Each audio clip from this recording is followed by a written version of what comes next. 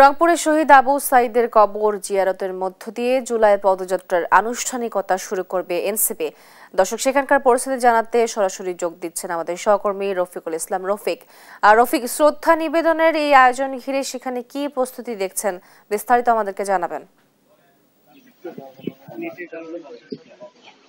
তো আপনি জানেন যে আজকে এই যে এনসিপির যে গণপদযাত্রা, সেই পদযাত্রার উপলক্ষে বেগম রোকেয়া বিশ্ববিদ্যালয়ের ইংরেজি বিভাগের শিক্ষার্থী আবু সাইদ, যিনি এই গণঅভ্যুত্থানের প্রথম শহীদ, তার বাড়িতে আমরা রয়েছি। এখানে কিছুক্ষণ পরেই এনসিপির যে কেন্দ্রীয় নেতারা রয়েছেন, আহ্বায়ক নাহিদ ইসলাম, সদস্য সচিব আক্তার হোসেন এবং উত্তর এবং দক্ষিণাঞ্চলের দুই নেতা জি সালাম এবং হাসরাত আব্দুল্লাহ, তারা কিন্তু এখানে আসবেন। আমরা এই মুহূর্তে এখানে রয়েছে। আপনি দেখতে পাচ্ছেন যে এই জুলাই অভ্যুত্থানের প্রথম এই দিবস হিসেবে, অর্থাৎ জুলাইয়ের যে 1 তারিখ, এই উপলক্ষে সকালে স্থানীয় যে জামাত নেতৃবৃন্দ রয়েছেন, রংপুর জেলা জামাতের নেতৃবৃন্দ, তারা সকালেই আবু সাইদের যে কবর রয়েছেন সেই কবরে তারা কিন্তু এসেছেন এবং আত্মার মাগফিরাত কামনা করে তারা দোয়া এবং মোনাজাত করেছেন এবং পরিবারের যে সদস্যরা রয়েছে, তার বাবা মকবুল হোসেন এবং মা মনোয়ারা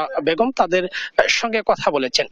আপনি জানেন যে আজকে এনসিপি নেতৃবৃন্দ রংপুরে আসবেন। এর কিছুক্ষণ পরেই এখানে কবর জিয়ারতের পর গাইবান্ধার পলাশবাড়ি, সাদুল্লাপুর এবং সুন্দরগঞ্জে তারা পদযাত্রা করবেন। এরপরেই তারা রংপুরে ফিরবেন। রংপুর বেগম রোকেয়া বিশ্ববিদ্যালয়ের সামনে, যেখানে আবু সাইদকে গুলি করে হত্যা করা হয়েছে, সেই স্থান তারা পরিদর্শন করবেন। এরপরেই রংপুর জেলা স্কুল মোড় এবং ডিসি মোড়ে তারা কিন্তু সমাবেশ করবেন, এমনটি আমাদেরকে জানানো হয়েছে।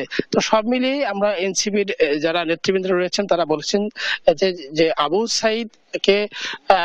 সাইদের যে তার কবরস্থান, তারা এখানে আসবেন। আসার পরেই তাদের এই কার্যক্রম শুরু হবে। তো